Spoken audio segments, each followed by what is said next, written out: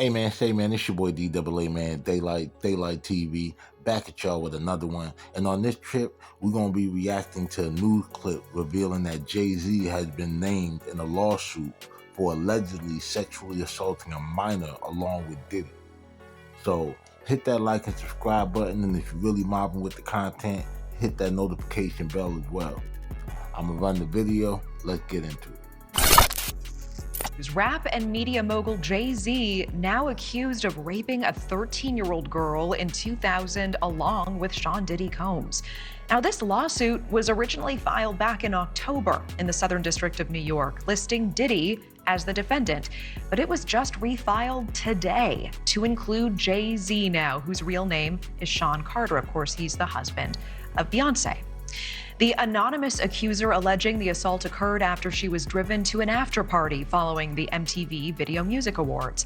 The suit says she was offered a drink that made her feel, quote, woozy, lightheaded, and felt like she needed to lie down. Okay, first things first, the original lawsuit was filed in October, naming only Diddy. And now they're refiling 2 months later and adding defendants. That should just kind of seem weird to me. I don't know. But a 13-year-old is crazy, bro. Like, if there's any truth to that, like, both of them dudes bogus as hell. You know what I mean? But it leaves me with a lot of questions, though, bro. Like, one, how is a 13-year-old just at the MTV BMA Awards unsupervised when you have whole adult entertainers who can't even seem to move around that event without a bunch of bodyguards and babysitters? You know what I mean? Like, where are the parents? And what were they doing that someone could just pull up on a 13-year-old, get her in a car, drive her to an after party, you understand? Like, give them a drink and all this other shit. But let's keep watching them. Shortly after, the suit claims Jay-Z and Diddy entered the room where she was resting, eventually sexually assaulting her. And now, just in the last hour, we are hearing from Jay-Z and his team of lawyers. They are denying the claim and say that they are the victims of blackmail, saying, quote, I will not give you one red penny, and my only heartbreak is for my family. Okay, so if Diddy and Jay-Z came in the room at the same time and that happened, why not just mention everybody that was involved from the gate? You know, this is a touchy situation because I'm not with none of that sexual, like, deviancy shit. But sometimes it's hard not to feel like it's a cash grab. You know what I mean? Like, nearly 25 years later, you would think all the ducks would be in a row for the first filing, you know, of the lawsuit. But Jay standing on business, bro, and you really can't blame him and shit because we all seen how once you settle one case, everybody, you know, gonna line up around the corner trying to take a piece of you, you know? And y'all gotta remember that before the billionaire Jay-Z, this is the guy who shot his brother for taking some jewelry from him that likely came from, like, downtown Brooklyn on Fulton Street. If you know, you know. You know what I mean? So that being said, he's definitely not a guy that just finna let you pressure him or take something from him without a fight. But let's keep watching though. Joining us now to break this all down as it's happening, News Nation Law and Justice contributor, former FBI Special Agent Jennifer Coffindoffer. Jennifer, thanks for staying with us on this. Absolutely. Thanks for having me. And so we just received a response from the victim's lawyer, really just in the last few minutes. Take a look. This is on social media. A lawyer, Tony Busby, saying Jay-Z has, quote, tried to bully and harass me and this plaintiff, but his conduct has had the opposite impact. He goes on to say that the allegations speak for themselves and he will let the facts come out in court, not in the media. So I looked up Tony Busby, right? The lawyer that's saying all of this. And it seems like he's a glorified ambulance chaser, you know, personal injury lawyer, who ran for mayor of Houston and lost against Sylvester Turner. Now, Sylvester Turner is the same mayor that allegedly wore a wire on Jay Prince and all of them, but that's another story for another video. Another thing I have an issue with is I don't think you should be able to put such serious allegations on a person and remain anonymous. So, of course, he sued back because that's defamation, bro. Like, if you accuse me of something and I know for a fact I didn't do it, I'm just gonna go ahead and sue you, bro, because I know I can win for the most part. You know what I'm saying? Unless you just really got your lie together. Now, I'm not saying that Jay-Z is innocent or guilty. I'm just speaking on what I would do if I know that I hadn't done, you know what I mean, what I was accused of. Now, the lawyer dude says Jay-Z had bullied and harassed both him and the plaintiff, right? But as someone who spent some time in courtrooms, that usually gets said when you go head up with a powerful opponent with powerful lawyers in the courtroom. He also said they'll let the court filings speak for themselves. And I'm just wondering, like, what kind of evidence could they have that's, so groundbreaking? But let's keep it pushing though. What do you make of this real-time back and forth that we're seeing between these two parties tonight? Well, it is interesting, and I think it's because Jay-Z came out so strongly and said, listen, I'm going to go after you. And then he filed a suit quickly on the heels of the other suit against Busby and the accuser. So because of that, you're seeing this taunting sort of back and forth in the media. Do you believe that we may see Jay-Z face a judge? And if so, when would we see him in court? Any indication there yet?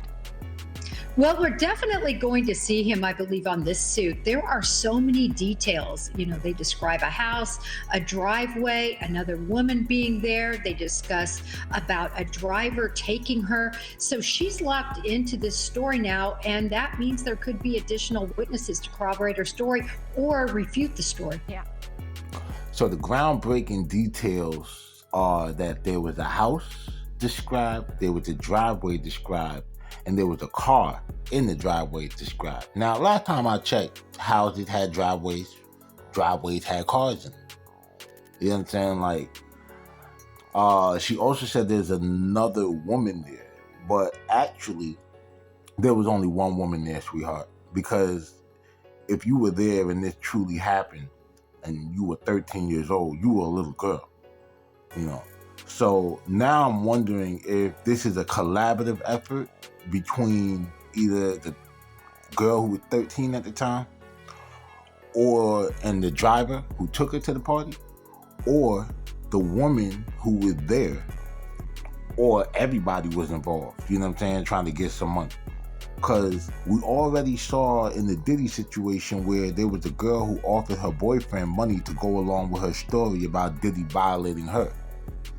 You know what I mean?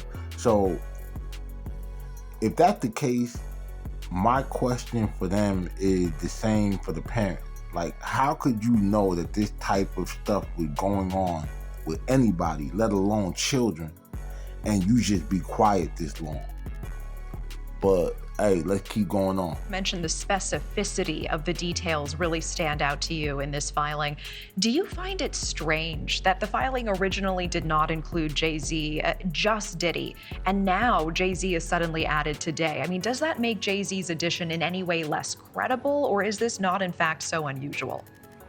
It's not unusual when they're still digging up information and facts to prove the allegations that they're trying to make. In addition, remember, this 13-year-old says there's a female there. That has not been disclosed either. That will be very interesting because she could be culpable in this as well. Yeah, that is interesting.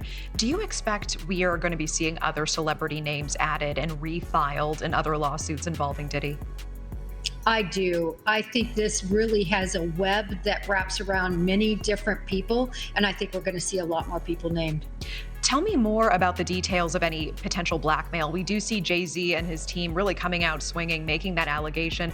Wouldn't that be a fairly easy allegation to prove? I mean, if in fact Busby reached out trying to blackmail him, wouldn't they have the receipts for that?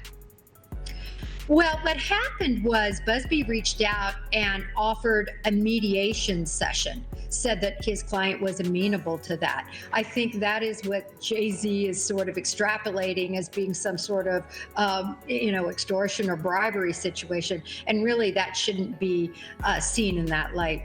Jennifer Coffendorfer, I know we'll be tracking this. Appreciate your time tonight, as always. Thank you. All right, and boom, there you have it. So the last bit I just played, the Jennifer chick, said that it's not common for a name to be added later while trying to prove or dig up proof to support the allegation. But if it happened, it happened, whether there's evidence or not. Most serious victims aren't even content, with a victory that just happens in civil court. They usually need their attackers to be locked up so that they can even feel half as safe as they did before they were attacked. But what's not common, is seeing someone get worked over in the court of public opinion and feeling like you could take a stab at them because you already taken a stab at a known affiliate. And then they keep referring to the accuser as a 13-year-old when if she was 13 in the year 2000, that would make her 37 going on about 38 now. Now again, I don't know what Jay-Z is innocent or guilty of, but I know this. The most insulting thing that you can do to any man, bro, is accuse him of such a heinous crime against a woman, child, or anyone for that matter. So in my mind, if I know I never done anything like that, I can't take that accusation as nothing else but an attempt at a money grab or blackmail. I wouldn't even call it blackmail because that's usually when someone threatens to expose something that's true. But I suppose you could be blackmailed. Like you could blackmail somebody by saying, if you don't give me this, that, and the other, I'm going to tell a lie and make people believe that you did this. So it's a real tricky one, bro. And this is the reason why I say stay dangerous so you can be safe. Hit that like and subscribe button.